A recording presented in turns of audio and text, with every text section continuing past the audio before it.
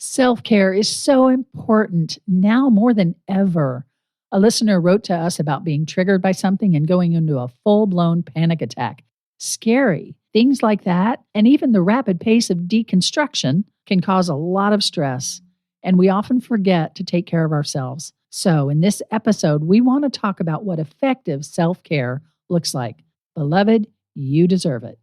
Would it be okay if I were to tell you that I am afraid someday? So I call you up and you call me down. Would it be okay? Well, howdy, and welcome to I thought I changed it up a little bit. Welcome to the FreedHearts podcast. My name is Robert Cottrell, and I'm here with Susan Cottrell. the ever-laughing, ever-joyful Susan Cottrell. Love you so much. I love you too. Again, we're so glad you're here. Don't forget, connect with us at freedhearts.org for tons of resources and just incredibly vibrant, supportive, inclusive community.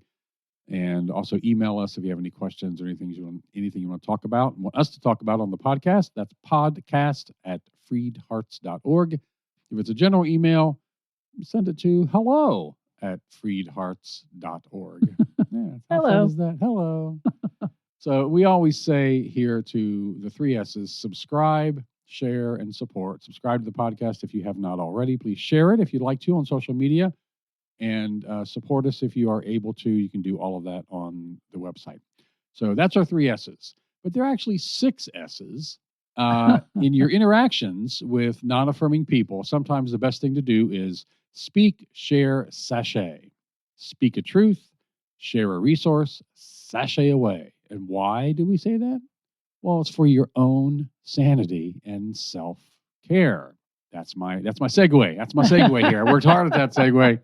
That's what we want to talk about today is self-care and what is effective self-care. Susan, I know this is a big thing for you. You are so good at Aw. You're really good at me care too. You care for me really well. Thank But you. you're so good at self-care. You're so good at caring for yourself. And you've really made that a commitment, which I have seen in your life in a lot of other ways, that the result of that, the impact of that in your work and in your interaction with me and with the kids and with friends and all that stuff, it really shows that self-care has helped a lot. Not that there's anything wrong, you know what I mean? But It does help a lot. it helps Yeah, a lot. Thank you. And it's been a journey to get to self-care without feeling guilty for taking time for I was just going myself. to say that you'll talk about this, and there's a lot on that in this hustle, try your best, try your hardest, you can do it, Right. kind of thing. To take time for yourself, we've been trained by this culture and society in many ways to feel guilty about that.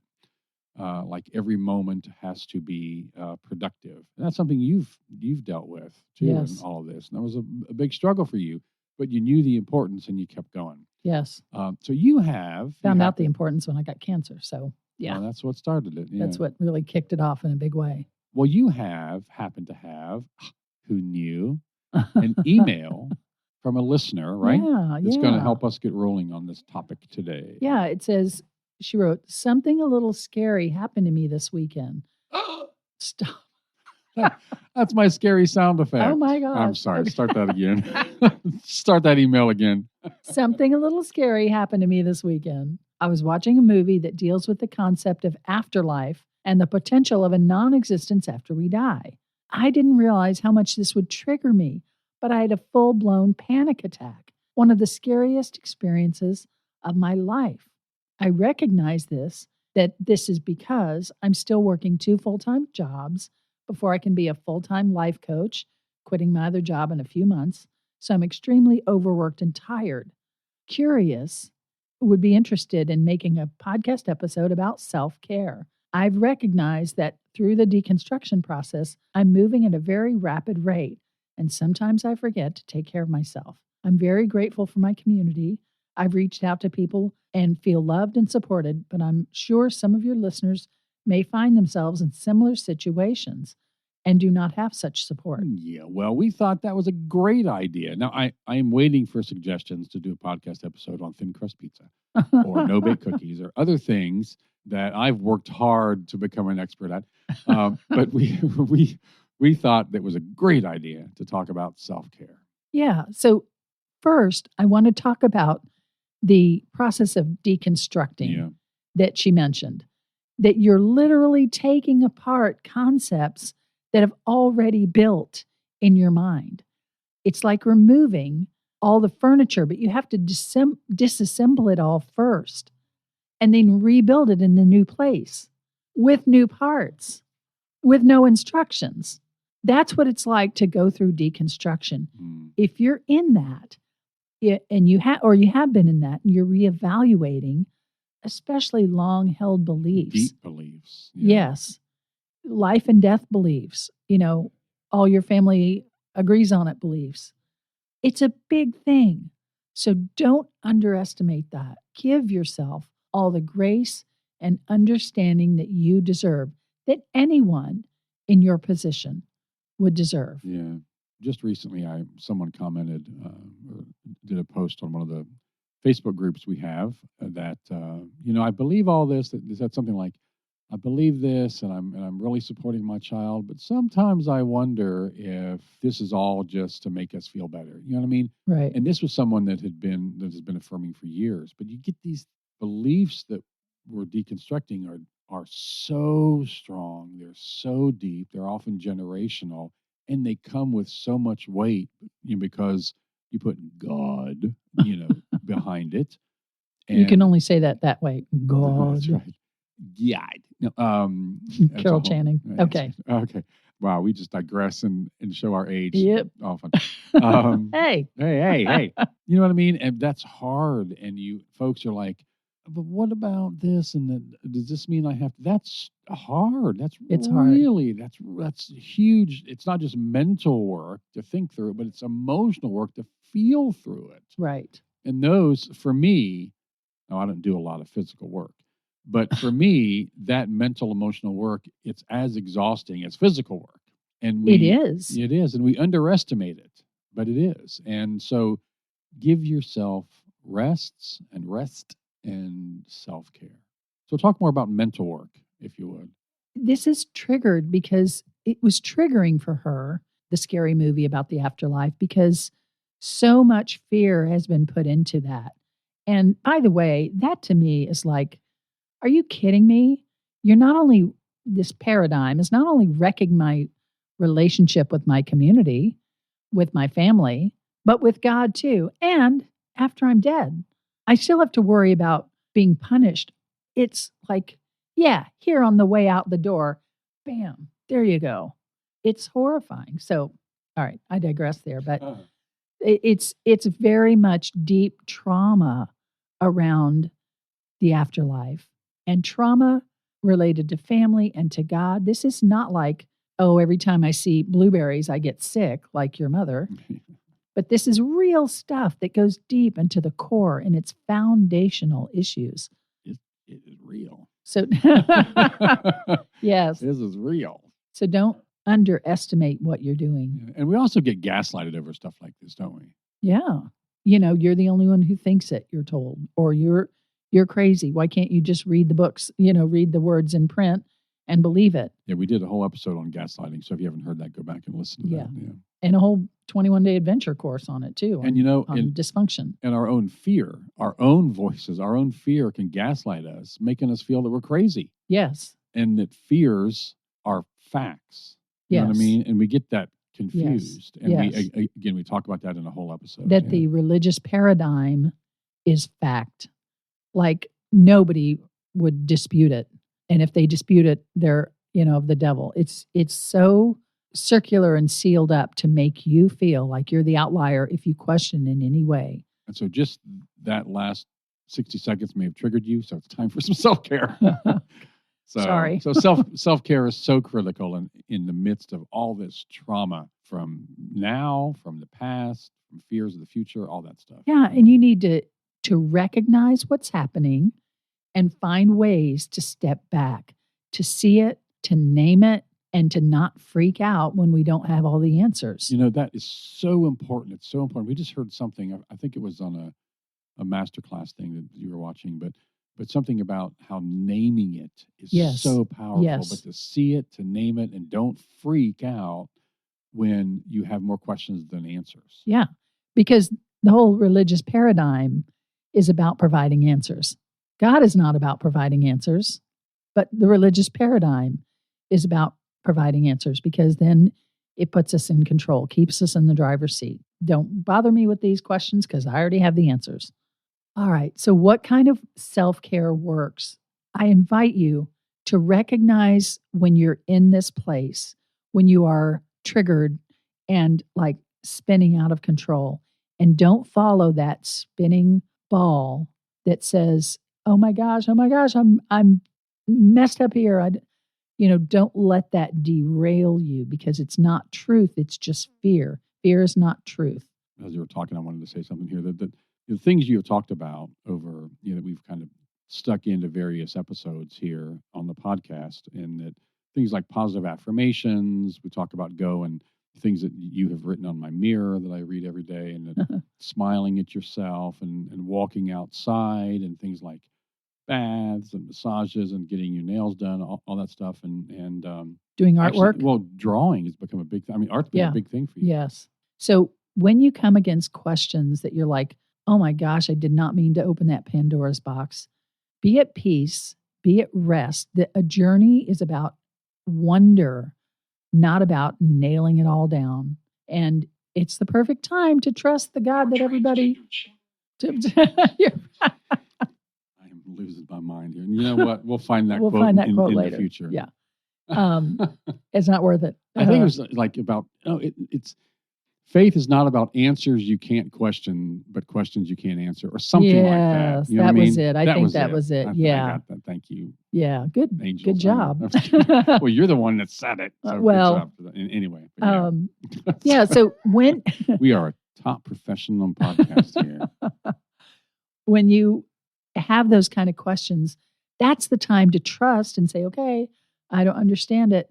Trust the universe. Trust your angels who are right there waiting to guide and comfort you. Sorry, that was way back in the podcast episode that we got to that. So I'm sorry about that. So let's we're all good. Let's catch back up here and talk about art. You're talking about art. Yeah. Oh, and art. I actually began art before the cancer diagnosis, and it was so great for me.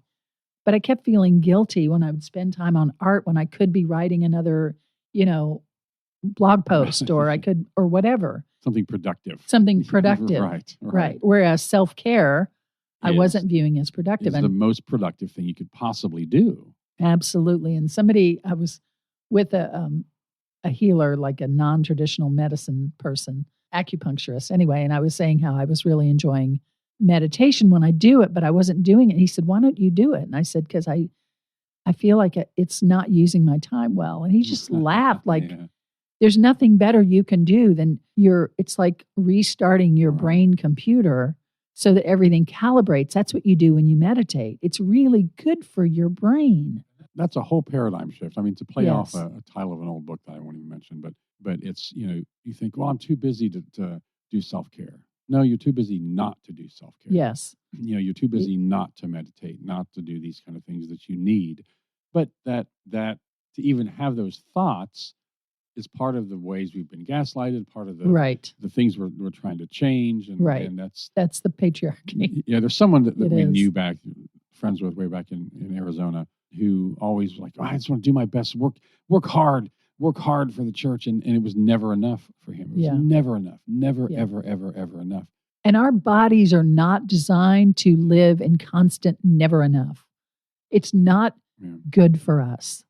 Well, your art, by the way, if you took the 21-day journey beyond dysfunction, which is one of our beloved adventures, which if you haven't, you should look into those. They're really cool. It's on the website. Just click on Beloved Adventures. In your journal to that, it was all the images were your art. Yeah. And they are, as I look around, we do this in our home. And as I look around, I see your art everywhere. Yeah. And it's not just, I'm going to create this, something to stick up on the wall. That's not the great benefit, is to look at it after for you or for me. You doing it, it has been so important for you. Yes, so important. And it's not the product, it's the process, is what you were saying. And it's so rejuvenating for me. Yeah, that can be art, it could be drawing, it could be dancing, right? It could be yoga, it could be movement, it could be walks, it could be baths, it could be meditation, it could be music, it could be playing music, whatever, singing, whatever whatever it is, it's the, first of all, the shift that this is really important for my mental and spiritual and physical health, that I need to care for myself without guilt. Yes, you really have to give yourself permission. If you let me just interject here that if you are wondering what you like to do because you've been so production oriented, so work oriented, think about kindergarten. What did you like there? Did you like finger painting? Did you like naps? Naps? Yeah. I liked naps when I was 6 years old. I think, hang on. It's not a regression. It's just a remember. Hang on. I like naps. I like finger painting. I liked Bewitched.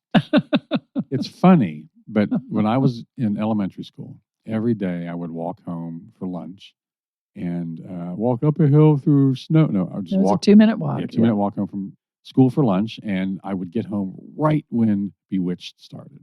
And I would watch it most days of the week.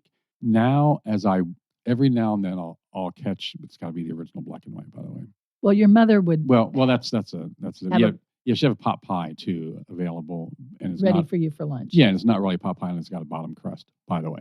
Right, it has to have a bottom crust. When I have recently or in the past seen that show again, kind of episode, there's this feeling that washes over me of like peace. Euphoria. Yeah, and euphoria, and like not a care in the world, cared for, hugged, that kind of thing, because that time was just for me. Yes. And that's a little glimpse into what self-care does and the power of something that's just for you, because you know what? Who deserves it more? You deserve it. It serves you well. It serves you well. Yeah. And if you don't do it for you, who will? Yeah. No one else can give you self-care. You have to do that yourself. That's why it's self-care, yeah. That's why it's self-care. So look back at, what did I used to do? If you don't know, maybe you have a parent or relative or someone you can ask. But think about, I was always making lists of things. I was always writing things out. I loved it. I was always making notes. Go for a walk, take your shoes off, walk in the grass, ride a bike, sing. Yeah. Dance around, make drawings, even if they're stick figures. My area of expertise is stick figure drawings, and whatever it is, just for you. Somebody had me do in part of this process was to do a finger paint of me, to do 3 of them, a triptych of finger painting of me. And I thought, there's no way. I can't even think of one way. But it's not the mind that's going to do it. It's your fingers and the paint. And I came up with 3 very distinct paintings on that. And I love them. I love them and still have them. So anyway, you don't know what's going on under there until you explore. And meditation, which just means closing your eyes and listening. And when you have thoughts that are about doing the dishes or work you've got to do, you just let them go. Yeah, and just you calming everything down. Yeah, and you let those thoughts go and you just be. And you will find that old things like remembrances, creative ideas will come to you. It's really a beautiful thing. So do that for yourself. If you don't think you deserve it, and I have had that so much, a good way to see it is if someone you love, maybe a partner, a dear friend, a child you know, wanted to do that thing that nurtures them, would you ever say to them, well, you haven't worked enough yet? Not a chance. Not a chance you would do that. You would say, yeah, you should do that. That's great. So you can be that partner, that dear friend to yourself, and you do deserve it. So talk to yourself as you would to a good friend that you love. What would you say if this were someone very close to you who was afraid? You wouldn't tell them get over it. You'd love them. You'd hug them. Or what would you want someone else to say to you? So picture that little child that you are, that's in you reaching and reacting to fear and shame and guilt, to self-care, because, we learn those things very, very young. So it is a younger you doing that. We internalize those things when we're very young. Reach out and comfort them and sit down with them and say, it's okay, honey. We deserve to take care of us. We deserve to take care of us. Otherwise, how will you move forward? So let that happen. It's very healing. As you talk to that younger you, they will heal and you will heal. So, one thing practically, if you can't think of anything, is just start a list. Just make a list and just free write. Just say, if you don't know what to say, I don't know what to say. And by the time you finish that sentence, you'll have 5 things to write. Finger paint, walk in the grass, walk in the woods, bike ride, whatever those things are that come to mind, write those down. And then you'll have a list to work through. Take a nap. Give yourself permission to take a nap or a rest. Close your eyes for 20 minutes. 20 minutes is miraculous.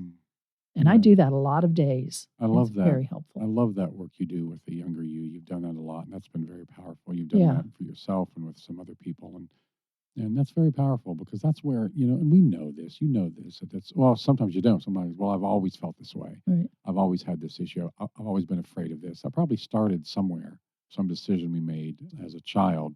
So going back and talking to that younger you, embracing that younger you, all that kind of work with your younger self.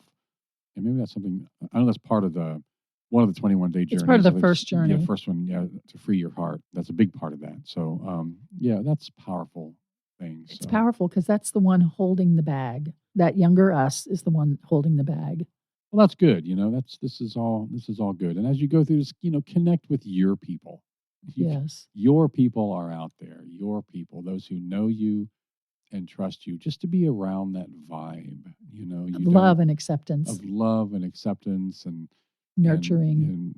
Nurturing vibe. That's awesome. And the key in the midst of the fear and the failure and the trauma of all this is to be kind to yourself.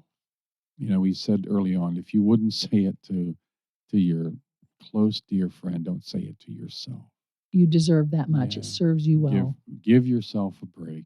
Love yourself through your words, your actions, your thoughts, and whatever you need. The key word there is you.